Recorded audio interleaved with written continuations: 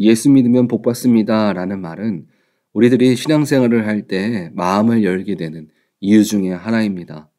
이 많은 사람들이 이 세상에서 내 힘으로 되지 않는 것들에 대해서 이길 수 있는 축복을 누리기를 원합니다. 그래서 어려운 시기를 지나가기 위해서 자신들이 믿는 종교 앞에 나아가서 기도를 합니다. 오늘 우리가 보는 베드로의 말씀을 보면 13절에 이렇게 말합니다. 또 너희가 열심으로 선을 행하면 누가 너희를 해하리요. 이 말은 우리가 주님 열심히 믿으면 복 받습니다 라는 말로 이해할 수도 있습니다.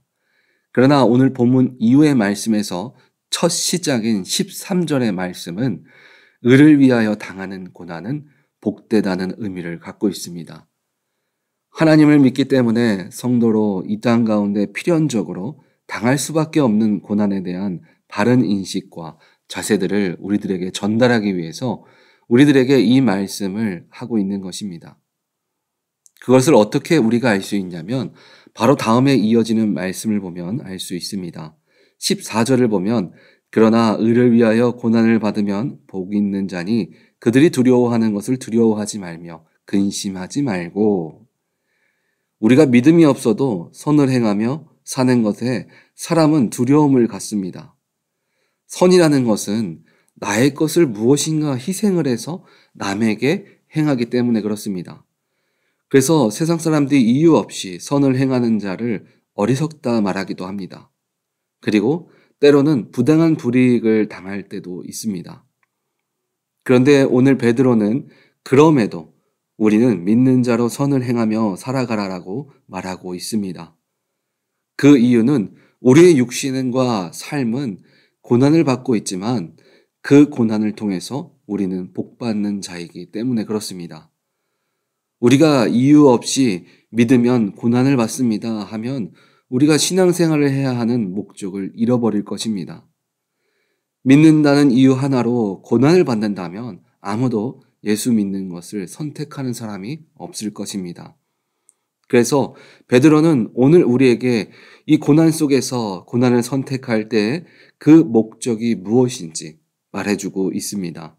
믿는 자가 고난받는 이유를 오늘 본문 15절을 보면 너희 마음에 그리스도를 주로 삼아 거룩하게 하고 너희 속에 있는 소망에 관한 이유를 묻는 자에게는 대답할 것을 항상 준비하되 온유와 두려움으로 하고. 이 고난 가운데 믿어야 하는 첫 번째 이유는 고난 가운데 그리스도를 나의 주님으로 삼게 되기 때문에 그렇습니다. 고난을 당할수록 우리는 주님을 깊이 만나고 거룩해지는 것입니다. 그리고 두 번째는 믿는 자로 세상 가운데 구별된 자가 되기 때문에 그렇습니다.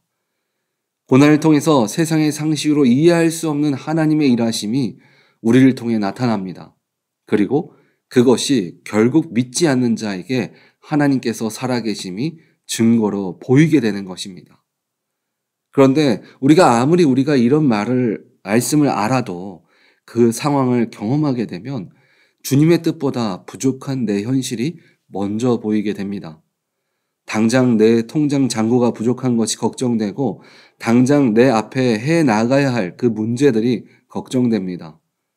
그런데 우리는 여기에서 어떤 복을 찾을 수 있을까요?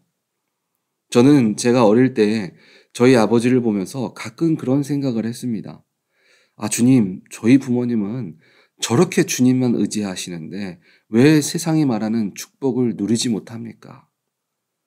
그런데 아버지의 속사정을 아는 저는 아버지의 힘든 것을 너무나 잘 알았습니다.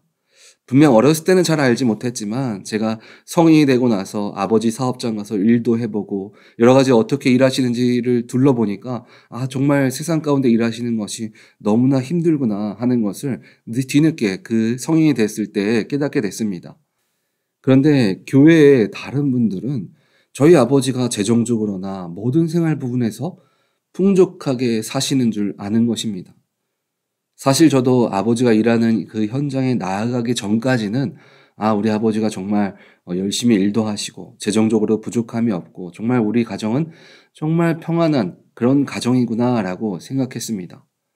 다른 사람이 볼 때는 풍족하기 때문에 나누고 부족한 것들이 없어서 남을 섬기는 줄 압니다. 왜 그런가 봤더니 때마다 주님이 고난을 통하여 함께 하심을 누구보다 잘 알고 계셨기 때문에 그렇습니다. 비록 지금 내 자신도 힘들면서 믿음대로 살아가는 것이 낭비하는 것 같고 부족한 삶을 살아가는 것 같지만 그 안에서 복음이 전달되어지고 믿는 자를 통하여 하나님의 인도하심이 나타나기 때문에 그렇습니다. 나를 통하여 주님의 역사가 보여지기 때문에 그 기쁨으로 이겨나가고 그 일하심으로 다른 사람들에게 복음이 전달되어지고 있었던 것입니다. 비록 내 상황은 힘들고 어렵지만 다른 사람들 눈에는 하나님의 축복으로 인해서 풍족하고 기쁨이 넘치는 그 가정으로 보였다는 겁니다. 실제로 나도 힘들지만 그 힘듦이 기쁨으로 나타나고 그 나타남들이 사람들에게 하나님의 은혜로 전달되어졌다는 것입니다. 내가 힘들고 어렵지만 감당할 수 있는 이유는 주님의 역사하심이 눈에 보이기 때문입니다. 오늘 말씀은 우리가 복 있는 자라는 것은 비록 나는 믿음으로 고난에 처해 있을 수 있지만 이 일로 인해서 주님의 역사가 나에게 그리고 나를 통해 다른 이웃에게 전해지는 기쁨이 축복으로 다가오는 것입니다. 그래서 내가 봉사를 하면서 육신이 힘들고 때로는 사람과 관계 때문에 마음이 힘들지만 주님이 주시는 기쁨이 더 크기 때문에 주님을 믿는 것을 끊지 못하고 붙들게 되는 것입니다. 그래서 우리는 이 로마서 12장 21절의 말씀처럼 악에게 지지 말고 선으로 악을 이기라. 고난 속에서 믿음을 포기하는 것이 아니라 하나님의 일하심으로 내 상황과 내 환경을 이겨나가야 합니다. 그렇다면 우리는 이런 고난 가운데 어떤 마음으로 서 있어야 축복을 누리게 될까요? 첫 번째는 내가 부족해서 고난받는 것이 아니라 주님의 의를 위해 고난받음을 믿어야 합니다. 우리는 주님의 백성으로 주님의 나라를 나타내는 자들입니다. 나의 고난이 결국 복음의 증거의 쓰임이 되는 것처럼 주님은 이 시간을 통해서 열방 가운데 주님의 일하심이 나타나게 하심을 믿으시기 바랍니다. 두 번째는 하나님의 일하심을 기대하기보다 내가 얼마나 하나님 앞에 준비되어져 있나를 돌아봐야 합니다. 로마서 12장 2절을 보면 너희는 이 세대를 본받지 말고 오직 마음을 새롭게 함으로 변화를 받아 하나님의 선하시고 기뻐하시고 온전하신 뜻이 무엇인지 분별하도록 하라. 눈에 보이는 현실을 믿기보다 우리들이 하나님의 일하심을 누릴 수 있도록 준비되어서 분별할 수 있어야 합니다.